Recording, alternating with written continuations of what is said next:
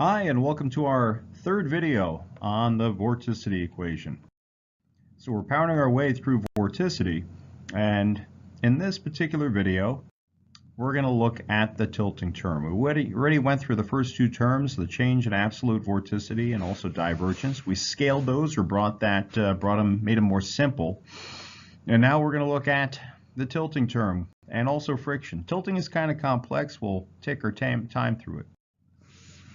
Tilting term can be broken down into two terms. We're going to take each one at a time. So the first one looks like this. It's the change in omega with y and the change in u with p. So let's do one thing at a time. Let's try the change in u. Remember, u is the wind that's moving to the east. How does that change with pressure? Now remember, pressure as you go up through the atmosphere decreases. So here I have drawn some u vectors, three-dimensional. You got the x, y, and p.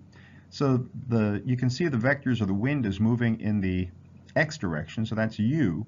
As you decrease pressure, as you go up through the atmosphere, it looks like here u is also decreasing or getting smaller. So if you divide u by p, the change in u with the change of p, negative on top of negative makes that positive. So that's a positive, the change in u in the p direction. And at positive, if you put a paddle wheel on the flow, you can see that it's going to flow, or it's going to rotate counterclockwise. And counterclockwise we defined as positive vorticity. So hey, that makes sense. Okay, now we're going to handle the other term. The other term is the change in omega in the y direction. So here I have an omega field, in other words, vertical velocities. And as we move to the north, it looks like omega is getting smaller. So remember that omega is negative. So you start out near the origin with a really big negative omega. And then you go north and omega keeps getting smaller and smaller, smaller negative. So actually there's a positive change in omega in the positive y direction. So positive on top of positive gives you positive. So the change in omega in the y direction is positive. So let's multiply these two things together and see what's going on. So the change in omega in the y direction is positive. The change in u in the p direction is positive. Multiply those two together and that's positive. Now remember, this is on the right-hand side of the equation. So it says that these two things are positive. What's on the left-hand side of the equation, of the vorticity equation? It's the change in vorticity with time. So how does vorticity change with time as a result of tilting? So what you can visualize here is a rotating can. The rotating can, or the can, rotates because of the wind. Actually, you can even put a paddle wheel in there if you want. And it rotates because of that shear that we have in the atmosphere. Now, because of the changing vertical velocity as you go north, it's stronger to the south. Updraft is stronger to the south, and as you go north, it's weaker. You're going to get a tilting of this vorticity. So the vorticity is going to tilt it such that the part that's to the north goes down, the part that's to the south goes up. And if you look at that after it gets tilted, look down on that rotating can, you'll see that it's rotating cyclonically. And that makes sense. That's what the tilting term does. It tilts vorticity from the horizontal to vertical, the axis and the vertical. And as a result, it produces a vorticity spinning in the horizontal.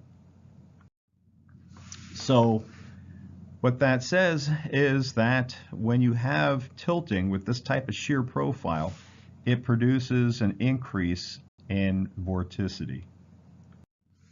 Okay, let's look at the other term, which has a negative. This is the second one.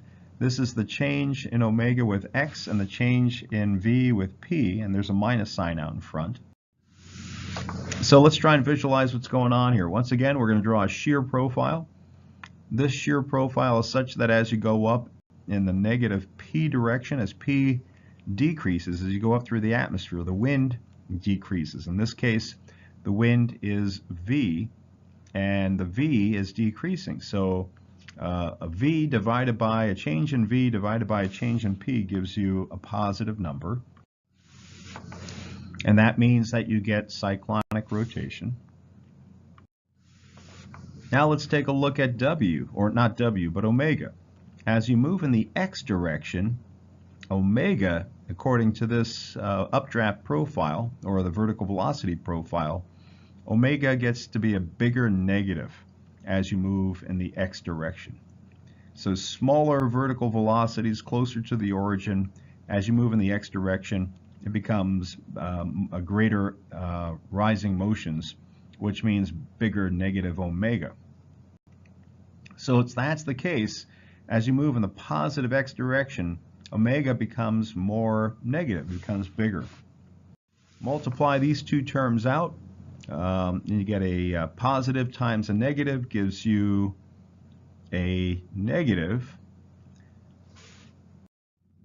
but then multiply that by the minus sign out in front, and that gives you a positive. So what this is saying is that if you have a can that's rotating, and then you tilt it such that to the east you have stronger updrafts and to the west weaker ones, it'll tilt the can so that you get cyclonic rotation after the can is perfectly vertical. So what this is saying, this type of shear profile and also updraft profile will produce increasing vorticity. In other words, increasing positive vorticity. So that's your tilting term, produces more cyclonic vorticity. Now, this is really complex, and this is probably blowing your mind. So don't worry about it. You should understand that the tilting term is in the vorticity equation, and it produces vorticity as a result of changing updraft profile and shear profile. This is really important in thunderstorms. This is how tornadoes form, actually, in mesocyclones and thunderstorms. The tilting updraft, or the updraft that tilts the vorticity, that's caused by the shear in the atmosphere. And also, it's important near fronts. You have some tilting near fronts. But this is synoptic meteorology, and we're looking at big scale things. And tilting really doesn't affect the vorticity over large scales. So we're going to ignore this, actually. And the last thing is friction. And friction happens near the lowest layers of the atmosphere, but in our discussion, we're going to look at the middle layers of the atmosphere. So there's not much friction up there, so we can ignore friction. So this is our vorticity equation. After we get rid of all the mean, big, nasty terms, we're left with this. And we're going to make some more assumptions. The next assumption is that the Earth's vorticity is small when you can compare it to the relative vorticity. At least the changes are. Not much air is moving north-south, so you get a small change in F, but zeta is bigger. The relative vorticity is bigger. So this is our new vorticity equation, and this is what you do need to know. You don't need to know all the long equation. You don't need to memorize that, but you should know the terms, and you will be expected to recall those terms and what they mean. But this is the one that we're going to use. We call this the scaled vorticity equation because we went through and looked at the terms that are important on the synoptic scale. Other terms may be important on the small scale, such as the tilting near thunderstorms, but we're not going to deal with that. We're looking at large weather systems. So these are important on the synoptic scale. So in the next videos, we're going to apply the scaled vorticity equation and use it in forecasting.